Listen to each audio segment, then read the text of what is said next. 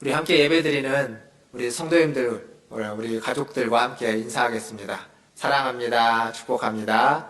사랑합니다. 축복합니다. 새해가 시작되었습니다. 우리가 가장 많이 하는 인사, 새해 복 많이 받으십시오 라는 인사를 하죠. 더불어서 우리 성도님들은 새해에 어떤 소망과 어떤 기대가 있으십니까? 보통은 가족의 건강, 자녀들의 건강, 가족이 하는 일, 직장과 사업의 형통함을 간구합니다. 2021년은 더불어서 무엇보다도 코로나19가 종식되기를 우리 모두가 기대하고 소망하고 간구할 것입니다. 더불어서 함께 마음을 모으고 힘을 모아야 되겠죠.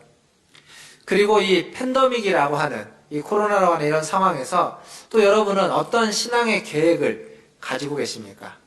어떤 신앙의 성장을 위해서 계획을 가지고 있습니까?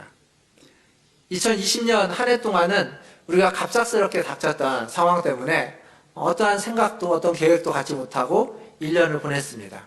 2021년은 조금 좀 달라야 되지 않을까라는 생각을 합니다.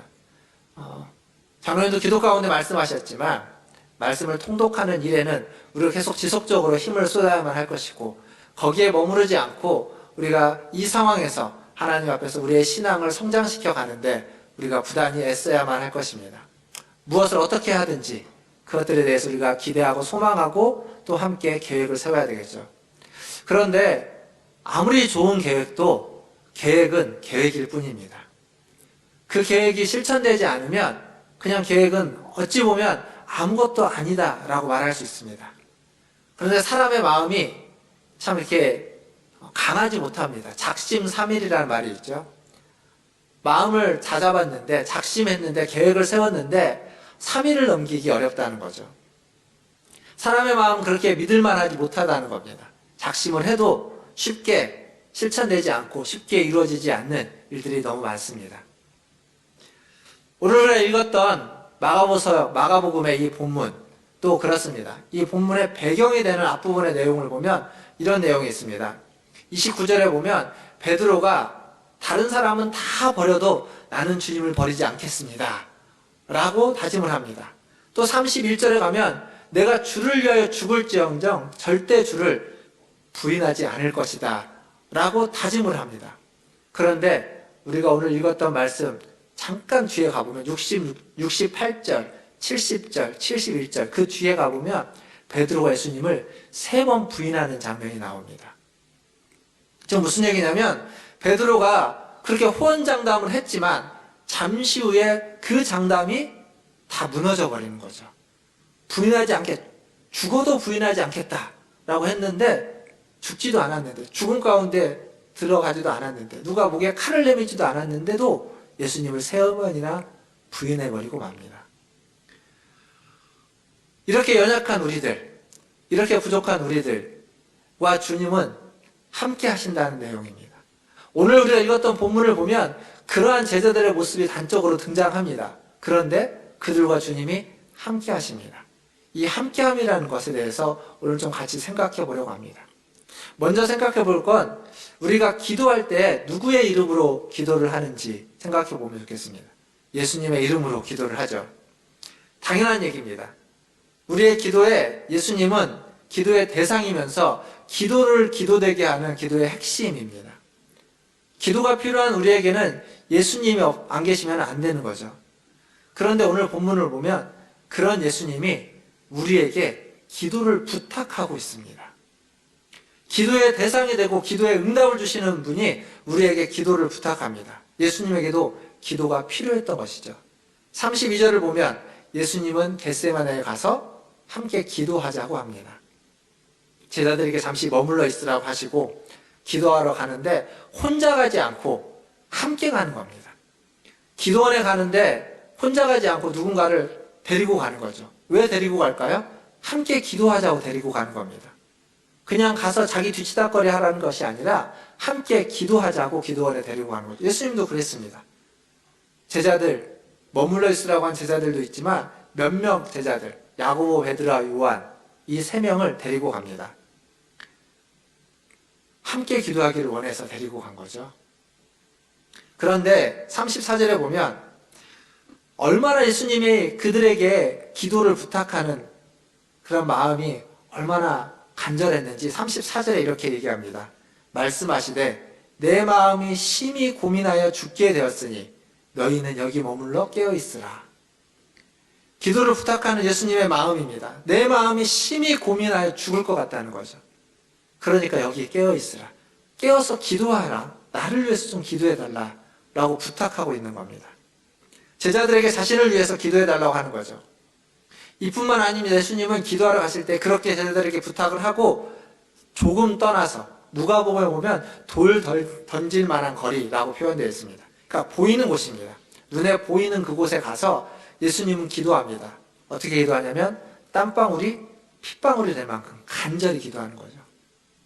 제자들이 그 기도하는 모습을 보고 그 간절한 그렇게 처절하게 기도하는 예수님의 모습을 보고 함께 기도하기를 원했기에 멀리 가지 않고 안 보이는 데서 기도하는 것이 아니라 보이는 곳에서 기도했을 겁니다. 그런데 제자들은 그 모습을 보지 못했습니다. 또한 예수님의 기도 부탁을 듣고도 제대로 기도하지 못했습니다. 예수님의 기대를 저버렸고 깨어있지도 못하고 잠만 자고 졸고 있었다고 성경은 기록하고 있습니다. 사랑하는 성도 여러분, 지금 예수님이 제자들에게 기도를 부탁했던 것처럼 저와 여러분에게도 우리들에게도 기도를 부탁하십니다. 깨어 기도해달라고, 주님이 기도하는 것처럼 우리에게도 깨어 기도해서 기도의 동역자가 되어달라고 부탁하고 있습니다. 그것 때문에 예수님의 마음에 깊은 속내를 비치기도 하고 얼마나 간절한지를 말씀해 주기도 하는 거죠. 즉 예수님은 지금 여러분을 필요로 하고 있습니다. 기도의 동역자로서 저와 여러분, 우리를 필요로 하고 있다는 사실입니다. 이것이 함께함의 의미입니다. 함께 기도하는 것, 기도를 필요로 하는 자들을 위해서 기도하는 것, 기도가 필요한 세상을 위해서 우리의 마음을 쏟고 우리의 힘을 모아서 잠시라도 기도하는 것, 그것이 함께한다는 의미입니다. 지금도 저와 여러분의 우리의 기도가 필요한 사람들이 있습니다.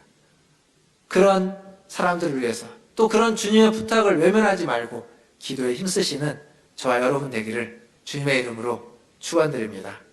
하지만 제자들은 이러한 예수님의 부탁을 듣고 기도하지 못했다고 말씀드렸습니다. 왜 그랬냐면 오늘 성경을 보니까 그들의 눈이 심히 피곤했다라고 표현하고 있습니다.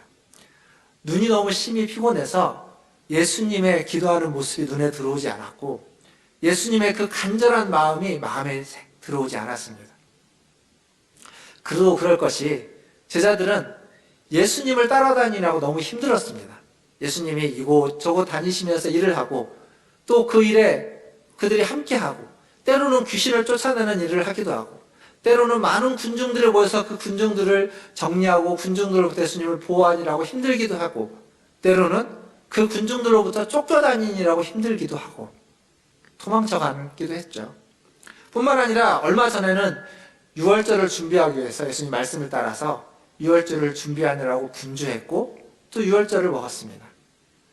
그리고 지금 시점은 예수님이 이제 곧 왕이 되실 것 같은데 왕이 되면 어떻게 한 자리라도 차지할까 생각하면서 서로 간의 눈치를 보면서 이게 얼마나 피곤한 일인지 모릅니다.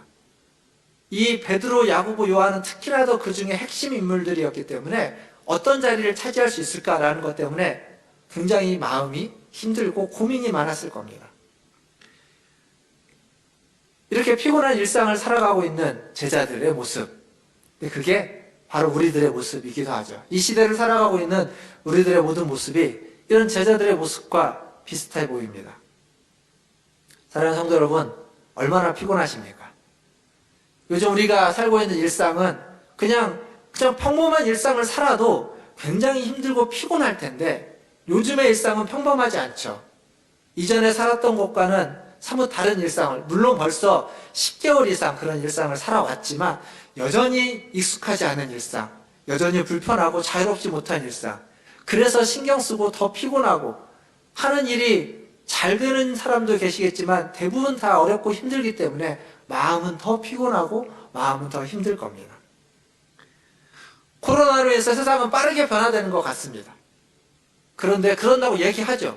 그런데 나의 삶은 그렇게 빠르게 변화되는 것 같지 않습니다. 그러면 사람은 또 불안하고 두려운 겁니다. 나만 뒤처지는 건 아닐까라는 생각이 드는 거죠.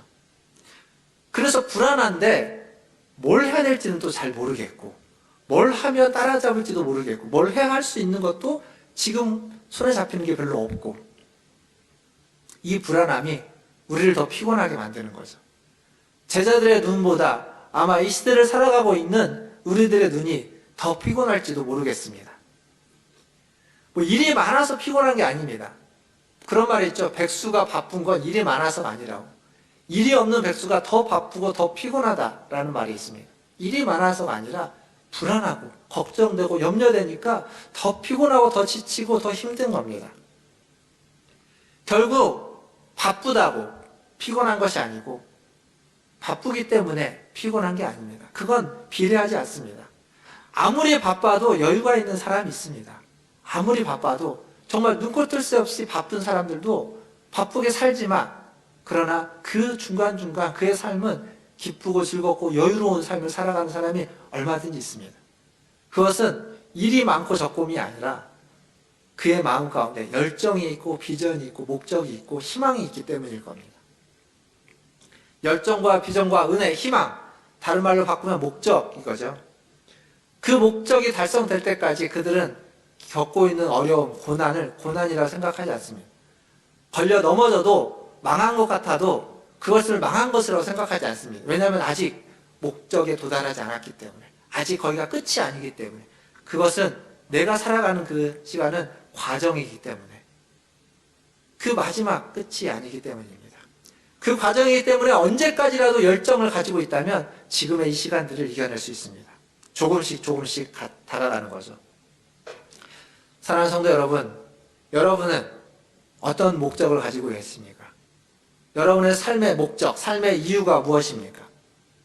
저는 여러분들에게 함께 한다는 것이, 그리스도와 함께하고 사랑하는 이들과 함께하고 이웃과 함께하는 것이 우리의 삶의 이유이고 목적이기를 소망합니다. 함께하는 것이 이유이고 목적이라면 함께하기 위해서 내가 일을 하고, 함께하기 위해서 시간을 내고, 함께하기 위해서 여유를 만들고, 함께하기 위해서 힘을 쏟는 겁니다. 물론 그 과정에서 어려움이 있죠. 함께하는 사람들과의 갈등이 있고 실망이 있을 것이고 그리고 난관이 부딪힐 겁니다. 그러나 함께하는 것이 목적이라면 그 모든 것들은 함께하기 위한 과정이고 함께하기 위해 지나야만 하는 일들입니다. 우리 문화순례교회 모든 성도들이 이 함께한다는 것, 하나님과 함께하고 이웃과 함께한다는 것이 여러분의 삶의 이유이고 삶의 목적이기를 주님의 이름으로 축원합니다. 제자들은 피곤했습니다. 수많은 일들로 머리가 아팠고 몸도 마음도 지쳤습니다. 그래서 함께 기도하자고 하는 예수님의 부름에 제대로 반응하지 못했고 제대로 기도하지 못했습니다. 그런 제자들을 예수님은 깨우십니다. 그런 제자들을 예수님은 모른 척하지 않고 다시 일으켜 깨우시는 거죠. 오늘 말씀에 보면 14장 37절과 38절에 보면 예수님이 제자들을 이렇게 깨웁니다. 시몬아, 베드로야, 자느냐? 내가 1시간도 깨어 있을 수 없더냐? 시험에 들지 않게 깨어 있어 기도하라. 마음에는 원이로되 육신이 약하도다. 라고 하면서 깨우십니다. 2번이나 이렇게 깨우십니다. 그런데 제자들이 일어나지 못합니다. 깨우는데 못 일어납니다. 그럼 어떻게 할까요? 우리라면 어떻게 하겠습니까? 깨워봤자 못 일어나니까 그냥 내버려 두는 거죠. 깨워도 못 일어나는데. 뭐 보통 그런 말이 하죠. 이렇게 델립 부르나무는 그 떡잎부터 알 수 있다고. 보통 그렇게 우리는 이야기합니다. 싹수가 노랗다고. 안 되는 거죠. 깨웠는데 자고 있으니까 그냥 포기해버리는 겁니다. 그들을 보면서 답답하다고 여기는 겁니다. 놔두고 가는 거죠. 그런데 예수님은 깨웠습니다. 그런데 여전히 자고 있습니다. 마지막에 3번의 기도를 마치고 돌아와서 오늘 우리가 읽었던 본문 맨 마지막 42절에 예수님이 이렇게 말하는 거죠. 일어나라. 함께 가자. 깨웠는데도 못 일어나는 그들, 자기가 기도를 마칠 때까지 계속 자고 있는 그들을 향해서 다시 깨우고 다시 일어나라고 하는 겁니다. 함께 가자고. 버려두지 않고 내버려두지 않고 그냥 모른 척하지 않고 그들과 함께하면 소망이 없다라고 포기하지 않고 여전히 부족하고 여전히 자고 있지만 다시 잡아 일으키면서 함께 가자고 이야기하는 겁니다. 어디로 가는 걸까요? 지금 당장은 예수님이 자기를 파는 자에게 가는 겁니다. 그러나 궁극적으로는 그 십자가의 길을 함께 걸어가자고 요청하고 있습니다. 제자들을 부르며 제자들에게 손을 내미는 것처럼 그리고 잡아 일으키는 것처럼 지금 예수님은 우리들에게도 손을 내밀고 잡아 일으키고 있습니다. 이제 말씀을 맺겠습니다. 말씀을 맺으면서 2016년 브라질에서 있었던 올림픽 이야기를 잠깐 하려고 합니다. 그 리우 올림픽이라는 그 올림픽에서 여자 육상 5000m 경기가 있었습니다.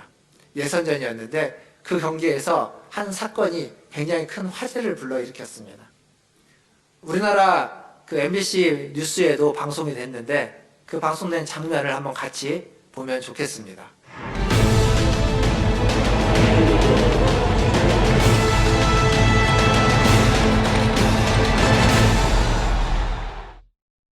여자 육상 5000m 경기에서 이번 올림픽 최고의 장면이 연출됐습니다. 바닥에 쓰러진 선수들이 서로를 격려하며 끝까지 달리는 감동적인 장면인데요. 네, 승리보다 함께 달리는 것을 선택한 두 선수에게 진정한 올림픽 정신을 실천했다는 찬사가 쏟아지고 있습니다. 이기주 기자입니다. 여자 육상 5000m 예선. 마지막 5바퀴를 남기고 선수들이 뒤엉킵니다. 뉴질랜드의 햄블린이 다른 선수와 부딪혀 쓰러지자 뒤따라오던 미국의 다고스티노가 걸려 넘어진 겁니다. 다고스티노는 곧바로 일어나 달리려 했지만 망연자실에 쓰러진 햄블린을 보더니 다가가서 어깨를 부축해 일으켜 세웁니다. 이때 다고스티노가 건넨 말은 일어나서 결승선까지 뛰어야지였습니다. 울먹이는 햄블린과 함께 달리는 다고스티노. 하지만 넘어지면서 무릎을 다친 탓에 다고스티노는 얼마 못 가 다시 쓰러지고 맙니다. 그러자 이번엔 먼저 도움을 받은 햄블린이 다고스티노에게 손을 내밉니다. 서로를 도와가며 달리는 두 사람에게 관중들은 환호를 보냈고 먼저 결승선을 통과한 햄블린은 절뚝거리며 꼴찌로 들어온 다고스티노를 기다렸다가 뜨겁게 포옹했습니다. Yeah, I was down for a while just thinking like, oh, what do I do now? She seems like such a lovely, awesome girl. 두 사람의 기록은 형편없었지만 경기 감독과는 고의가 없는 충돌이었다는 점을 감안해 두 선수 모두에게 결승 출전권을 줬습니다. IOC는 이 소식을 공식 트위터로 전하며 올림픽에서 중요한 것은 승리만이 아니라고 강조했고 주요 외신들도 두 선수가 올림픽에 희망을 선물했다고 보도했습니다. 서로를 격려하며 함께 달린 두 선수의 모습이 전 세계에 감동을 전하고 있습니다. 1등이 목표였다면, 1등만이 목표였다면 저건 의미가 없습니다. 그러나 함께하는 것, 함께 경기를 하고 함께 완주를 하고 함께 뛰는 것이 목표라면 그다음 저건 가장 중요한 목표를 달성한 것입니다. 사실 아무리 우리가 준비를 하고 아무리 다짐을 해도 아무리 노력을 해도 안 되는 게 있습니다. 육신이 약하고 마음은 원해도 육신이 약하고 또 상황과 환경이 우리에게 그렇게 녹록하지 않기 때문입니다. 지금과 같은 상황은 더욱더 그렇죠. 그러나 이 시간들을 함께 겪어가고 함께 견디고 함께 이겨내는 것이 목표라면 지금 우리는 그것들을 가장 잘 실천하고 있는 것일 수도 있습니다. 사랑하는 성도 여러분, 포기하지 마십시오. 우리와 함께 하시는, 우리와 함께 하기 원하시는 주님이 있고 그 주님이 일어나라, 일어나자, 함께 가자라고 말씀하십니다. 그리고 여러분과 함께 하기를 원하는 여러분의 가족이 있고 또 여러분과 함께 하기 원하는, 우리들과 함께 하기 원하는 우리의 성도들이 있습니다. 우리 모두가 서로를 향해서 일어나자, 함께 가자라고 이야기할 수 있습니다. 지난 2020년은 뒤로 하고 이제 새해 2021년에 일어나라, 함께 가자라고 하는 주님의 말씀을 들으시는 저와 여러분 되기를 주님의 이름으로 축원합니다. 동시에 누군가에게 일어나자, 함께 가자라고 이야기할 수 있는 우리 문화천재일교회 모든 성도들 되기를 바라겠습니다. 지치고 걸려서 넘어지고 힘들고 그래도 우리를 두고 가지 아니하시는 하나님, 그리고 누군가 지쳐 넘어져 있고 쓰러져 있고 힘들어하면 그를 모른 척하지 않는 그의 마음을 위로하고 그에게 손을 내밀어서 함께 해나가는 저와 여러분 다 되기를 주님의 이름으로 축원합니다. 기도하겠습니다.